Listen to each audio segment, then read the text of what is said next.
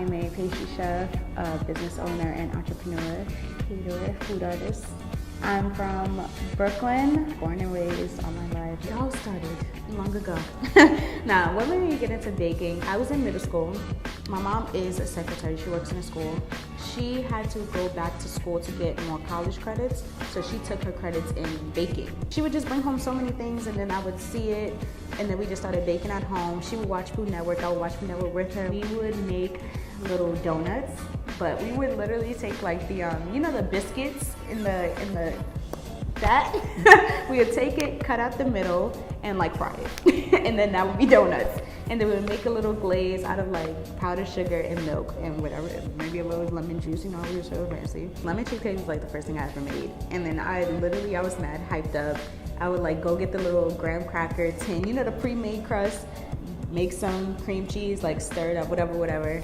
And then I would make it so much, my mom was like,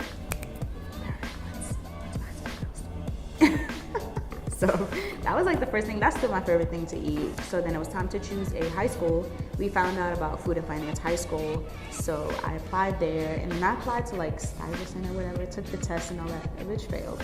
I feel like my culinary career is based off me just now being a school person, because there's that. And then literally when it was time to choose a college, the deciding factor of me going to culinary school was like, they don't give a fuck about ACTs and SATs. So guess what? Listen, I ain't really been going to the SAT prep. I ain't really feeling it right now. I'm not trying to do all the English studying and all that. So we're just gonna go to culinary school and just do what we gotta do right there. So that was that. That's how I got started, and that's how I stayed in it. How do I balance my social and work life? I don't. I'm kidding, but I just make time for everything. I'm one of those people who I believe that if you want to make time for something, you will make time. If I have a day where I'm baking all day, I'm an early starter when it comes to baking, so maybe I'll do something in the evening. If I have to go to like a cafe to work, I'll invite one of my friends to come along with me. Otherwise, like whenever I have a free time on the weekend, we're out heading up, creating some balance, letting off the steam. My schedule sort of makes itself up as I go. So usually I will just look at my schedule, look at my Google Calendar, and let my friends know like when I'm free, or see if they want to do something, see if an event is coming up, and I'll sort of like move things around to accommodate it if I need to. But then otherwise, if I'm not free, I'm just not free.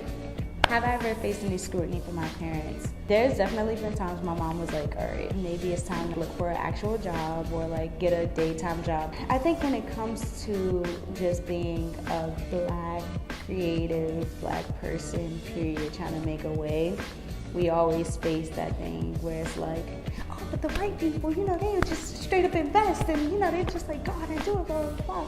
And even if that's not the specific narrative, we feel like we're set up in a way where it's like, okay, but you have these responsibilities to handle, so that creative shit is gonna have to come second unless it can pay all the bills right now. There's not always, oh, what's your dream? Let's figure it out. What you need? You need money, like whatever you need, just out there. And not everybody can do it. That's the thing about being a Black creative, because it makes you feel like your passion is not going to be able to help you sustain an actual living, which is like just a crazy feeling in itself. But it makes you go harder. Every creative knows you go through those times where you are the broke friend sometimes, and maybe you just got to sit that one out and be like, I can't come out tonight, or like if I come out, I'm on a budget. Like, we gonna get these drinks, or I'm gonna get an unlimited Metro card. But for the most part, like, people understand, and then it becomes a thing where it's like, all right, well, if I'm winning right now, let me help you out what you need. If you're winning, you help me out, or you put me onto an opportunity. We above all, we like help each other make it. Am I in a relationship? Can you define relationship? No, I'm just kidding. I'm single as hell. I've gone through different stages. There was a time I was like, love, what is that? Like, yikes. But then I sort of like, went through not the whole phase, but different life phases, okay? But just different phases of just like figuring myself out, figuring out what I do want, what I don't want, actually trying those things, talking to people, seeing like, even though I had this perfect thing mapped out in my head, like people are still people. So it's still like in that trial and error phase. I can't even say I'm dating because I'm not actively searching or anything like that, but you know, people have come into my life. We've like, you know, hung out, see if things can go anywhere. I guess I'm still learning people. Would I want to be in a relationship? Sure. Like, I don't mind, but it gotta be like super healthy, super like, you know, I'd rather a creative person. You know, it just gotta be right, or else, you know, I can do that by myself. People are definitely on this like, oh, I'm grinding, you know, and then they just like let that just seep into their life, like, and just all these things, like the struggling artist like mentality is so real. It's also good in the sense because that's just more that you can connect on with the person that you're right for. So I mean, I don't know if it's harder.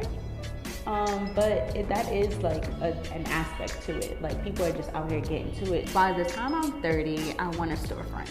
I want it to be like a little cafe, a little bakery. All the stuff that's in my online store, I want it to be out. I want my sister's artwork on the walls, because she's a painter, but she acts like she don't want to paint.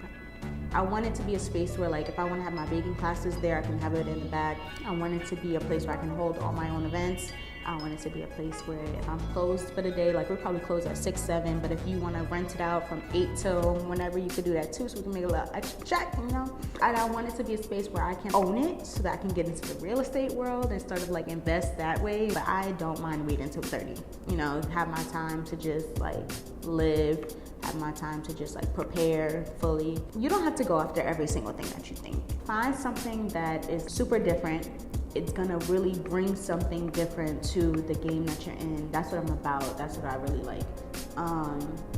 Find something that you are passionate about that literally, like, you know, oils your own creative machine, that you literally can exercise within and like move your own bones and keep yourself creative. Find something that you can see yourself doing for the next 20, 30 years.